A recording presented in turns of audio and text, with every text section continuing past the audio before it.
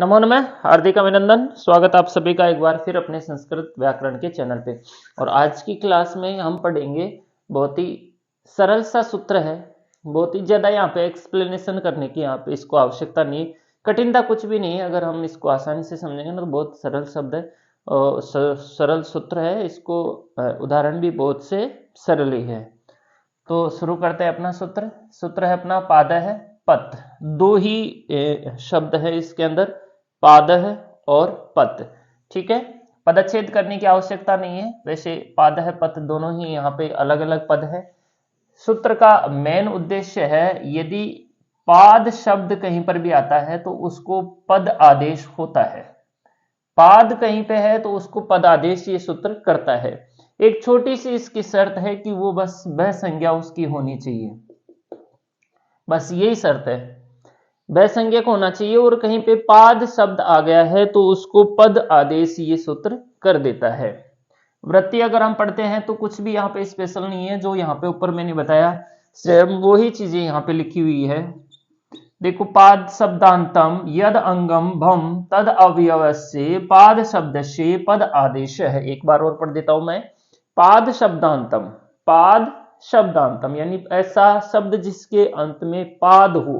ठीक है, पाद शब्दांतम यद अंगम भम, और उसके अंग की भय संज्ञा हो चुकी हो, तद अवयव से, ऐसे अवयव के पाद शब्द को पद आदेश होता है।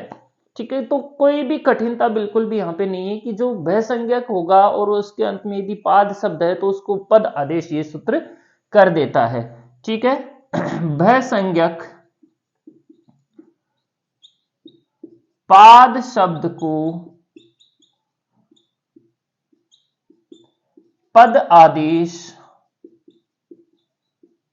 होता है। बस वह संज्ञक पाद शब्द को पद आदेश होता है। ठीक है, अब जैसे सु, औ, जस, अम और औट, इनकी तो वह संज्ञा होती नहीं है, क्योंकि इनकी कौन सी संज्ञा होती है? सर्वनाम स्थान संज्ञा। कौन सी संज्ञा इनकी होती है? सर्वनाम स्थान संज्ञा। कौन से सूत्र से होती है? सुड नपुंसक से। इस सूत्र से इनकी तो सर्वनाम स्थान संज्ञा होती है। इनके अलावा जो अजादी प्रत्यय हैं, ठीक है, जैसे सस है, टा है, ने है, नसी है, नस है, ओश है ना, ये सब जितने भी बाकी के प्रत्यय हैं उन सब की यहां पर भय संज्ञा होती है। तो जहां जहां भय संज्ञा होगी वहां पर यदि पाद शब्द होता है तो उसको वहां पर पद आदेश कर दिया जाता है। सूत्र का उदाहरण अगर यहां पे हम बात करें तो अपने एक शब्द आता है सुपाद, इस तरह से सुपाद शब्द। ठीक है, सुपाद शब्द एक आता है, दकारांत शब्द है, हलंत शब्दों के अंदर आता है। तो इसके रूप किस प्रकार चलेंगे? जब यहां पे तो सर्वनाम स्थान संज्ञा होगी नहीं, तो सुपाद और त, इस तरह से चर तो होगा सुपाद, फिर यहां पे प्रथमा और द्वितीया के द्विवचन में सुपादो और सुपाद है, इसी तरह से सुपादम, फिर सुपादो। और इसमें जब सस के अंदर जब हम इसको यहां पे बनाएंगे तो वह संज्ञा होने से यहां पे सस की तो वह संज्ञा हो जाएगी, तो पाद शब्द को पद आदेश हो जाएगा, तो ये रूप बनेंगे सुपद है। ठीक है, ऐसे ही तृतीया के एक वचन में सुपदा, सुपदे, इस तरह से इसके रूप आगे चलेंगे। तो यहां पे जब हम देखते हैं ना तो यहां पे पाद है, यहां भी पाद है, यहां भी पाद है, यहां भी पाद है, लेकिन यहां पे पद है। क्यों? क्योंकि इस सूत्र से वह संज्ञा यहां पे होती है, तो पद के स्थान पे, पाद के स्थान पे पद आदेश हो जाता है।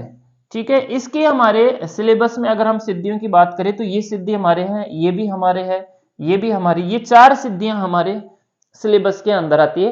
वैसे तो सारी सरल है, इनको अगर हम बनाएं तो कोई भी यहाँ पे दिक्कत नहीं है। पहली सिद्धि अगर हम यहाँ पे बनाते हैं सुपात और सुपाद, इस तरह से, ठीक है, कुछ नहीं है यहाँ पे। सुपाद शब्द रहेगा, कृतद्धित समासा से हम प्रातिपदिक संज्ञा करेंगे, प्रथमा के एक वचन में सु करेंगे, स का अनुबंध लोप करेंगे, स होगा, स का लोप करेंगे हम किस सूत्र से? हलंगया बब्यो दीर्घात, हलंगया बब्यो दीर्घात। इस तरह से इस सूत्र से हम यहाँ पर स का लोप कर देंगे। हलंगया बब्यो दीर्घात सुति से प्रथम हल से हम यहाँ पे स का लोप करेंगे। ठीक है, फिर यहाँ पे हम वा अवसाने से चरत्व करेंगे। वा अवसाने से हम यहाँ पे क्या करेंगे, चरत्व करेंगे। ये सूत्र विकल्प से चरत्व करता है, इस वजह से यहाँ पे सुपाद और सुपाद अपनी सिद्धि आसानी से बन जाएगी। कुछ नहीं करना है, प्रथमा एक वचन में सु प्रत्यय करना है, सु का लोप करना है, वा अवसाने से विकल्प से इसका चरत्व करना है और हमारी सिद्धि सुपाद सुपाद बन जाएगी। दूसरी सिद्धि की अगर हम यहाँ पे बात करें तो यहाँ पे दूसरी सिद्धि अपनी सुपादौ।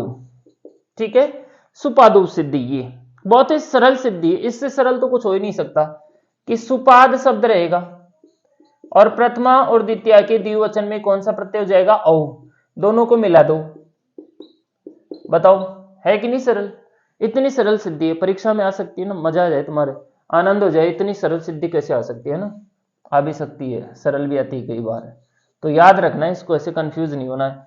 सुपाद है, सुपादम आसानी से बन जाएगी, ये भी सुपाद है प्रथमा के बहुवचन में सुपाद शब्द रहेगा और जस प्रत्यय होगा, जस का अस बचेगा, आसानी से मिलाएंगे, सकार रह करेंगे, रेका और विसर्ग करेंगे। ये अपने सिलेबस में नहीं है तो याद करने की आवश्यकता नहीं है, एक नॉर्मली जनरल नॉलेज के लिए मैं आपको यहाँ पे बता रहा हूँ। दूसरी बनेगी सुपादम, तो ये भी बहुत सरल है, यहाँ पे द्वितीय के एक वचन में बनेगी, सुपाद शब्द रहेगा, अम प्रत्यय होगा, दोनों को मिलाएंगे आपस में सुपादम बन जाएगी। ये भी अपने सिलेबस में नहीं है। ठीक है, अब बात करते हैं द्वितीय के बहुवचन की और तृतीय के एक वचन की। ठीक है, द्वितीय के बहुवचन में जो सिद्धि अपनी बन रही है ये अपने सिलेबस में है, मोस्ट है, ये परीक्षा में पूछ सकता है, सुपद है सिद्धि। ठीक है, कोई भी डिफरेंट यहाँ पे नहीं है इसमें, सुपाद में और सुपद में, बस यहाँ पे एक सूत्र एडिशनल आएगा, पाद पत। ठीक है, द्वितीय के बहुवचन में बनाएंगे हम सुपाद शब्दात, इसको थोड़ा बना लेते हैं। और यहाँ पे द्वितीय के बहुवचन में अस प्रत्यय होगा, सस का अस बचेगा। ठीक है, इस तरह से। अब हम यहाँ पे सबसे पहले यची भम से भय संज्ञा करेंगे, क्योंकि भय संज्ञा के बिना तो ये सूत्र आएगा नहीं। यची भम से हम कौन सी संज्ञा कर देंगे, इसकी भय संज्ञा। अब ये सूत्र आ सकता है क्योंकि इसने कह रहा है ना कि भय संज्ञा होती है तो ही मैं आता हूं, नहीं तो नहीं आऊंगा, तो हमने इसकी भय संज्ञा कर दी। अब हम सूत्र लगा देंगे यहाँ पे, पाद है पत। ये सूत्र क्या करेगा, इति सूत्रेन, जो पाद शब्द है, सुपाद के बाद में जो पाद है, पाद स्थानी पद करते, पाद को इसने पद कर दिया, तो जैसे यहां पे अब क्या हो गया है, सुपाद की जगह होगी सुपद। ठीक है, और इस तरह से अस, ये इसमें मिल जाएगा, हम सकार रे करेंगे और रे का हम क्या करेंगे, विसर्ग करेंगे और अपनी सिद्धि आसानी से यहां पर बन जाएगी, सुपद है। ठीक है, कोई भी कंफ्यूजन यहाँ पे नहीं है, सिर्फ पाद है पद अपने को एक सूत्र यहाँ पे याद रखना है। ठीक है, ऐसे ही तृतीया के एक वचन में सिद्धि बन जाएगी सुपदा, ये भी बहुत सरल है, सुपद शब्द रहेगा, सुपाद शब्द रहेगा। ठीक है, और तृतीया के एक वचन में हम टा करेंगे, टा का जब अनुबंध लोप करते हैं तो आ बसता है। अब यहाँ पे यची बम से भय संज्ञा करेंगे, वही दोनों सूत्र आ जाएंगे ऊपर वाली, यची बम से भय संज्ञा, और फिर सूत्र लगा देंगे हम, पाद है पत। इस सूत्र से हम क्या करेंगे, पाद स्थाने पद कृते, आपस में मिला देंगे और अपनी सिद्धि यहां पर बन जाएगी, सुपदा इति रूपम सिद्धम।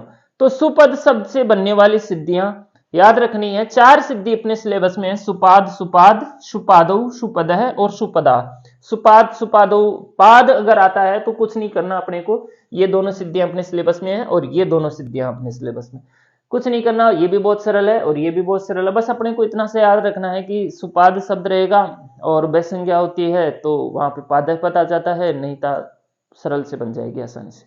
ठीक है, तो ये थी अपनी सुपाद शब्द से बनने वाली सिद्धियां। धन्यवाद।